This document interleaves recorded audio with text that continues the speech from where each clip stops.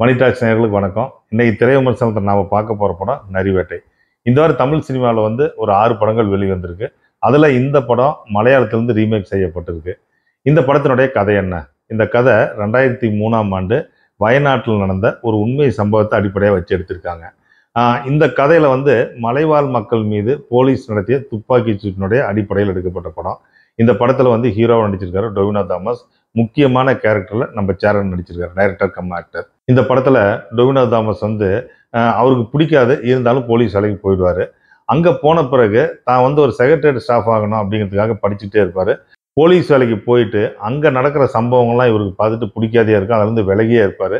இவர் அப்பப்போ வந்து சுராஜ் என்ன பண்ணுவாருன்னா ஆலோசனை சொல்லியும் அவர் வந்து இந்த போலீஸார் வந்து எந்த மாதிரி நமக்கு வந்து பிடிப்பினை கொடுக்கும் அப்படிங்கிற மாதிரி சொல்லிட்டு வருவாரு. ஒரு கட்டத்தில் பார்த்தீங்கன்னா வயநாட்டில் அங்கே இருக்கிற மலைவாழ் மக்கள் வந்து போராடுறாங்க, அவங்களுக்கு நம்ம பாதுகாப்பாக போகணும் அப்படிங்கிறதுக்காக ஒரு டீமோட இங்கிருந்து அங்கே போவாங்க.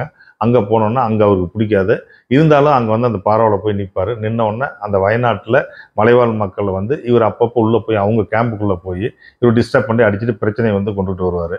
கொண்டுட்டு வந்தானே சேரன் டிஐஜி, அவர் தான் அந்த கேம்ப் ஆஃபீஸர்.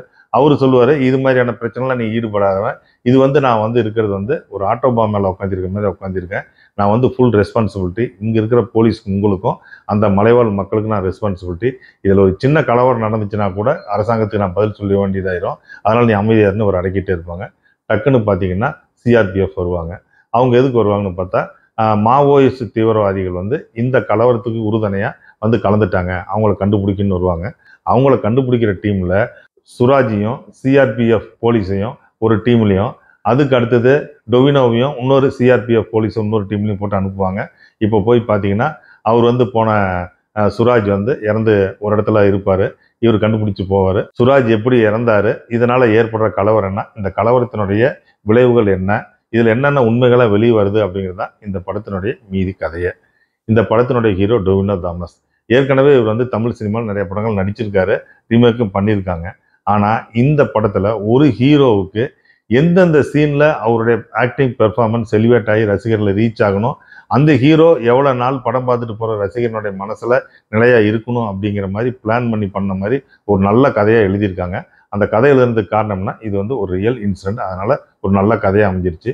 இந்த பொறுப்பு உணர்ந்துக்கிட்டு டொவினோ தாமஸும் ஒவ்வொரு சீன்லையும் பர்ஃபெக்டான பெர்ஃபார்மன்ஸை கொடுத்துருக்காருன்னு சொல்லலாம்.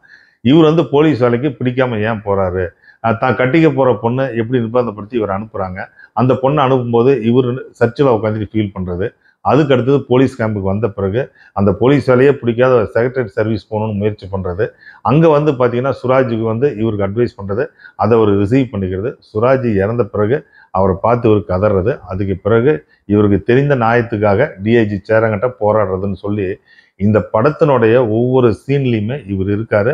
அந்த சீனுடைய பொறுப்பு நினைஞ்சு நல்ல பிரமாதமாக நடிச்சிருக்காரு. இந்த படத்தை பார்க்கும்போது ஒரு ஹீரோவுக்கு இது மாதிரியான ஒரு கதையை மாட்டணும், அவர் பெர்ஃபார்மன்ஸ் பண்ணணும்னு நமக்கு தோணும். காரணம் என்னன்னா, இது மாதிரி ஏற்கனவே நம்ம விடுதலை மாதிரியான தமிழ் சினிமாக்கள் நிறைய பார்த்துட்டோம். பார்த்தாலும் அதுலேருந்து இவங்க எப்படி செப்பரேஷன் ஆகுறாங்க, இந்த ஹீரோ எந்த இடத்துலையுமே தன்னுடைய ஹீரோயிசத்தை காட்டாத எப்படி அவருடைய மனசாட்சிப்படி அவர் நடந்துக்கிறாரு, அவருடைய லெவல் என்ன, அவருடைய ஸ்ட்ராங் என்ன, ஒரு கான்செப்ட்ல என்ன பண்ண முடியுங்கிறத அந்த பொறுப்போட கரெக்டாக நடந்திருக்காரு. இந்த படத்தில் டிஐஜியா இயக்குனர் சேரன் நடிச்சிருக்காரு. இது வரைக்கும் சேரனுடைய படம் பார்த்துருப்பீங்க. இந்த படத்தில் ஒரு புது சேரனை பார்க்க போறீங்க. இவர் பேசாமலே ஒரு ஃபேஸ் ரியாக்ஷன்லேயே நிறைய விஷயங்களை டெலிவரி பண்ணுறாரு. நல்லவர், கொஞ்சம் கெட்டவர், அதுக்கடுத்து கெட்டவர். இந்த கிராஃப் வந்து ஒரு நடிகர் வந்து மெயின்டைன் பண்ணி நடிச்சுட்டே வரணும் இல்லையா படம் முழுசும், அதை பிரமாதப்படுத்தியிருக்காரு சேரன். சேரனுக்குள்ளே வந்து பார்த்தீங்கன்னா அவர் ஏற்கனவே வந்து இது மாதிரி சீரியஸான படங்களில் தான் நடிக்கிறவர். நம்ம பார்த்துருக்க நிறைய படங்கள், ஆட்டோகிராஃப் ஆகட்டும் மற்ற எல்லா படங்கள்லையும் பார்த்தீங்கன்னா அவர் வந்து ஒரு சட்டில் ஒரு ஓவர் ரியாக்ட் பண்ணாமல், அண்டர் பிளே பண்ணாமல், நம்ம பக்கத்து வீட்டு பையன் எப்படி பெர்ஃபார்மன்ஸ் பண்ணால், அல்லது பக்கத்து வீட்டு அண்ணன் அப்பா எப்படி பெர்ஃபார்மன்ஸ் பண்ணுறாரு, அந்த மாதிரி ஒரு பெர்ஃபார்மன்ஸ் கொடுக்கக்கூடிய ஆள். அவரை வந்து இந்த படத்தில் டிஐஜி ரோலில் நடிக்க வச்சுருக்காங்க அப்படின்னா அதனுடைய பொறுப்பு உணர்ந்து பிரமாதமாக நடிச்சிருக்காரு. இந்த படத்தில் மற்றது பார்த்தீங்கன்னா சுராஜ், விக்ரத்தோடைய வீர தீர சூரன் இந்த படத்தில் வந்து வில்லனா நடிச்சிருக்கிறவர், இதில் நடிச்சிருக்காரு. இந்த படத்தை நம்ம பார்க்கும்போது இவர் ஒரு பெரிய வில்லனாக வருவார் அப்படின்னு நம்ம நினச்சிட்டே பார்ப்போம். ஆனால் ஒரு பிரமாதமான கேரக்டர் ரோலில் பண்ணியிருக்காரு. இவர் வந்து டொவினோ தாமஸ் எங்கெல்லாம் தொய்வடைகிறாரு, இந்த டொவினோ தாமஸ்க்கு இதெல்லாம் தேவை அப்படிங்குள்ள இவர் வந்து ஒவ்வொரு விஷயமா சொல்லிட்டு வருவார், வாழ்க்கையினுடைய யதார்த்தத்தை. அடுத்தது வந்து பார்த்தீங்கன்னா இவர் இறந்து ஒரு இடத்துல உட்காந்துருப்பாரு. அந்த இடத்த பார்க்கும்போது இவர் டொவினோ தாமஸ் போய் பார்த்து அழுகும்போது இந்த படத்தினுடைய டோட்டல் எல்லா கேரக்டரும் மறந்து இவருடைய கேரக்டரைசேஷன் மட்டுமே நம்ம மனசில் நிற்குது. கரெக்டான டைமிங், கரெக்டான ஆக்டிங், கரெக்டான டப்பிங், கரெக்டான டைலாக், இது எல்லாமே பர்ஃபெக்டாக பண்ணியிருக்காங்க. இந்த படத்தில் இந்த கேரக்டர் தான் வேணும், இந்த கேரக்டர் வேணாம், இந்த கேரக்டர் அதிகமாக நடிச்சிருச்சு, இந்த கேரக்டர் குறவாக நடிச்சிருச்சுன்னு எந்த இடத்துலையுமே சொல்ல முடியாத அளவுக்கு அவங்களுடைய இடத்த அவங்கவுங்க கரெக்டாக நடிச்சிருக்காங்க. இந்த படத்தினுடைய இசை ஜேக்ஸ் பிஜாஸ். இவர் ஏற்கனவே வந்து மோகன்லால் படத்தில், தொடரும் படத்தில் ரீரெக்கார்டிங் பண்ணியிருக்காரு, மியூசிக் போட்டிருக்காரு. இந்த படத்தில் ஒரு பெரிய பலமே வந்து ஒவ்வொரு சீனையும் எலிவேட் பண்ணுறது இவருடைய பின்னணி இசை தான். மணி டாக்ஸ் நேயர்களே, உங்களுக்கு வந்து ஒரு நல்ல படத்தை பார்க்கணும், ஒரு டிஃப்ரெண்டான ஃபீல் வரணும் அப்படின்னா நீங்கள் வந்து இந்த படத்தை பார்க்கலாம். இந்த படத்தை பார்க்கும்போது கூட வந்து பேரண்ட்ஸ் இருந்தால் நல்லாயிருக்கும். அந்த மாதிரியான கதை, இந்த ரியல் சம்பவம். இது மனிதர்களுடைய போராட்டம் ஒரு பக்கம், அந்த போராட்டத்தை எதிர்த்து நிற்கிற ஒவ்வொரு போலீஸ்காரனோட மனநிலை ஒரு பக்கம்னு இந்த படத்தை அழகாக வந்து டெலிவரேட் பண்ணியிருக்காங்க. இந்த ரிவ்யூ உங்களுக்கு பிடிச்சிருந்தா நீங்கள் லைக் பண்ணுங்கள், ஷேர் பண்ணுங்கள், சப்ஸ்கிரைப் பண்ணுங்கள்.